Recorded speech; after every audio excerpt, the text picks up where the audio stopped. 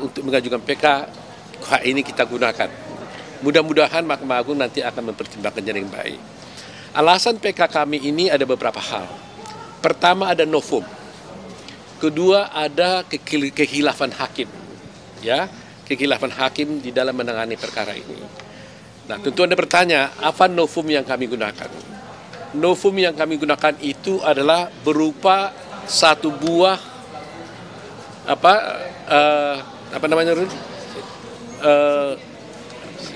semacam flash disk, ya. Satu buah flash disk berisi rekaman kejadian ketika terjadinya tuduhan pembunuhan terhadap Mirna, yaitu di Oliver, ya kan? Sebagai latar belakang buat kita supaya ingat bahwa Jessica ini diadili dengan tidak ada satu saksi pun yang melihat bahwa dia memasukkan racun ke dalam gelas. Satu orang saksi pun tidak ada. Tetapi pada waktu itu diputarlah CCTV yang ada di restoran Oliver. Nah, inilah menjadi dasar, jadi petunjuk bagi pengadilan untuk menghukum Jessica ini. Ya, jadi dasarnya itu. Kalau CCTV tidak ada, dia tidak akan bisa dihukum karena tidak ada saksi pun yang melihat. Pertanyaannya, apa kaitannya dengan CCTV ini? Sejak semula di persidangan dulu pun kami sudah dengan tegas menolak CCTV ini diputar dengan alasan kami tidak melihat bukti bahwa dari mana sumber diambilnya CCTV ini. Tidak ada dokumen atau bukti yang mengatakan ini diambil dari dan dengan cara yang sah. Tidak diambil oleh penyidik, tidak diambil oleh pihak kepolisian, tapi muncul tiba-tiba CCTV ada di sana.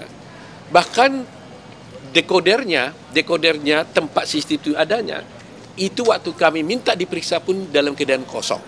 Nah, atas dasar itu kami lihat ternyata suatu peristiwa, ada suatu tayangan CCTV itu ada dimiliki oleh seorang bernama siapa bapaknya? Dermawan Salihin. Dermawan Salihin ini adalah ayahnya Mirna. Dia waktu itu di TV One ketika wawancara dengan Karni Elia, dia mengeluarkan CCTV ini. Dia mengatakan bahwa ini adalah CCTV yang ada di Oliver dan tidak pernah ditayangkan di persidangan. Dan ini disimpan sama dia.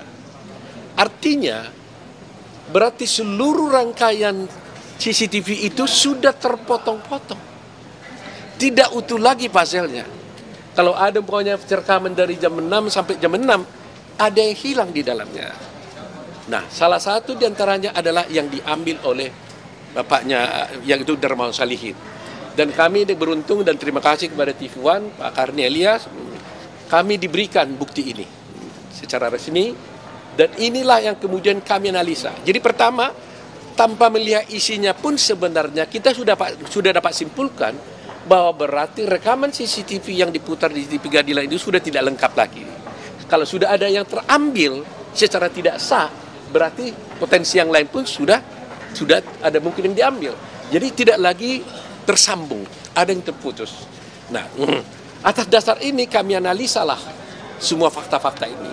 Nah, kemudian seperti kita katakan, novum itu kan suatu fakta yang sebenarnya sudah ada pada waktu itu, pada waktu sidang dulu, tetapi kami tidak temukan. Itu prinsip novum.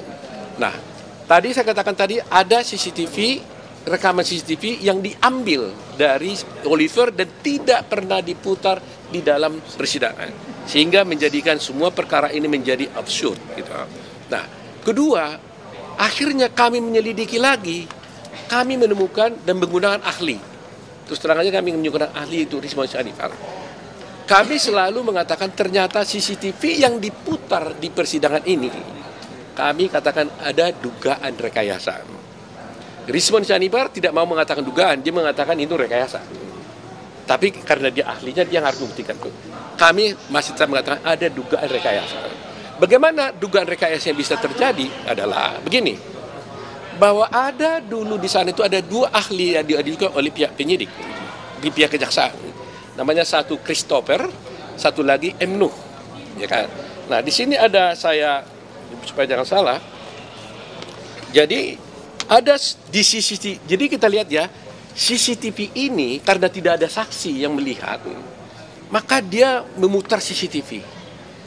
Khususnya fokusnya itu di meja 54 tempatnya Jessica minum dan duduk waktu itu minum. Nah, adalah di sana itu namanya CCTV 7. Ya, kan banyak sekali CCTV. Kita bicara dengan CCTV 7. Di bab Christopher mengatakan bahwa sebenarnya CCTV yang dia lihat itu adalah high definition. Maksudnya hanya tinggi.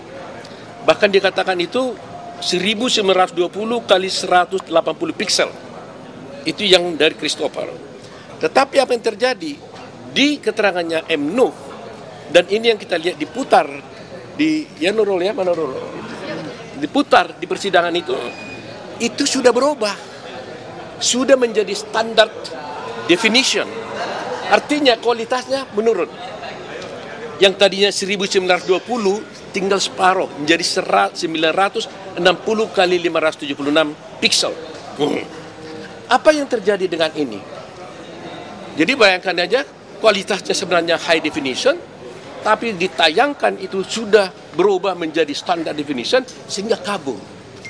Disinilah mulai terjadi, karena kekaburan ini akhirnya kan hakim kan jadi nggak bisa melihat yang sebenarnya, dituntunlah.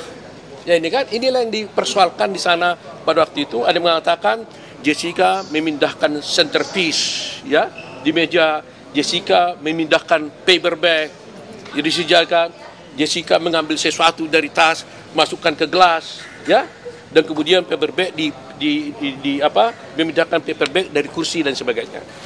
Inilah yang menjadi ditayangkan seakan-akan karena kekaburan ini nggak ada yang tahu apa yang sesungguhnya yang terjadi lagi. Nah, akhirnya ahli ini menceritakan kepada hakim, inilah ini. Jadi tafsirnya si ahlinya jadinya. Tidak lagi kita melihat langsung apa yang terjadi di CCTV itu. Mestinya kalau CCTV kan tanpa diterangkan pun kan cukup kita lihat apa yang dilakukan dengan apa yang terjadi di CCTV. Nah, kekaburan inilah yang dipakai. Dan kita bisa buktikan nanti dengan ahli si Resmond bahwa ini terjadi perbedaan. Saya pakai istilah normatif, ada yang berbeda antara Christopher dengan M. Nuh dan yang diputar dengan yang aslinya. Tapi Resmond mengatakan itu rekayasa. Karena seharusnya high definition, kenapa menjadi standard definition?